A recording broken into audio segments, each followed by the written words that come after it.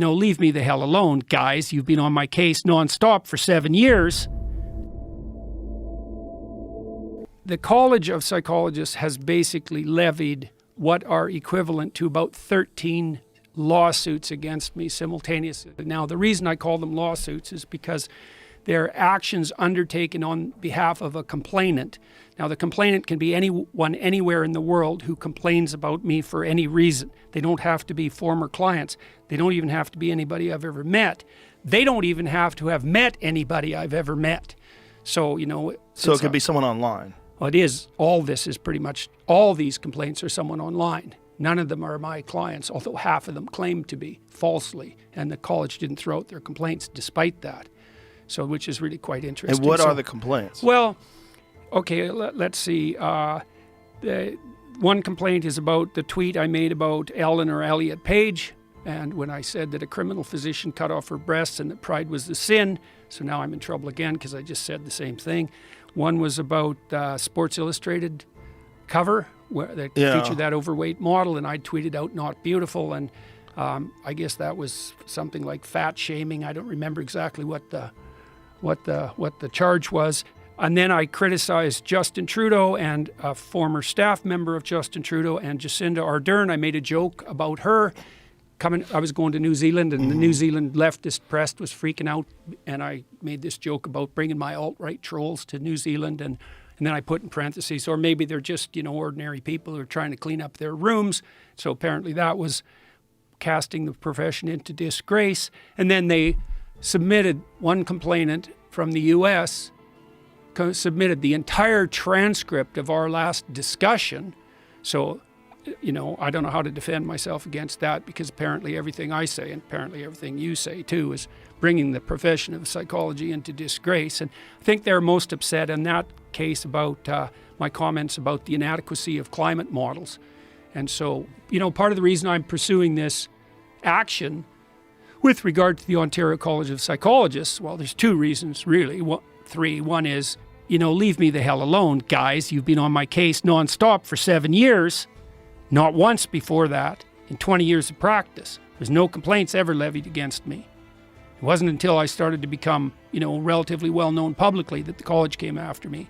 And 7 years of that gets to be a bit much, especially now that there's 13 lawsuits compiled up, and all of them are for political opinions, and half of them have been put forward on false grounds. But even that's not enough for me to engage in the battle. The reason I'm engaging in the battle is, well, first of all, you want me to do social media retraining so I communicate better according to your experts? It's like, experts by what criteria exactly? What's a social media communication expert? You got any documentation that even exists as a field? And how do you know that if you have that social media expert train me, that I'm going to be a better therapist? There's no body of data that suggests that in the least. So I'm not going down that route, that's for sure. This is what the situation already is. I haven't been hauled in front of their disciplinary board yet, but they've already convicted me of disgracing the profession and sentenced me to an indefinite period of re-education. And that's the second most serious punishment that they can levy against a professional. The first is to take away the license. The second is to undergo this retraining and to publicly announce the necessity for that, which they've already done in my case. And so now I have to sit down with these experts at my expense for an indefinite period of time until I'm trained properly, whatever the hell that means, by the criteria of the so-called experts and the college. And that isn't pending an investigation. That's already in place. Part of the reason that I want to pursue this, and part of the reason we're pursuing an objection to what they're doing on Charter of Rights grounds in Canada, is because they're interfering with my freedom of conscience and speech. And again, it isn't even the case that the reason that that's a problem is because it's about me. The reason it's a problem is because the colleges in general, like the regulatory boards of professionals, are doing this to everyone. Lawyers, physicians, teachers, massage therapists. There's all these licensed professions. And if you're a licensed profession, the government establishes a board of your peers to regulate conduct of the professionals.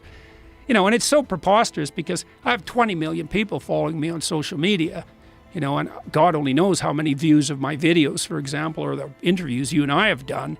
It's tens of millions. And like, how many people complained? 20 out of millions? And then the college didn't have to pursue those complaints. They have to investigate them. Well, I said something about Trudeau. I said something about one of his top aides. I said something about Jacinda Ardern. I said something about an Ottawa city councillor in relationship to the trucker convoy.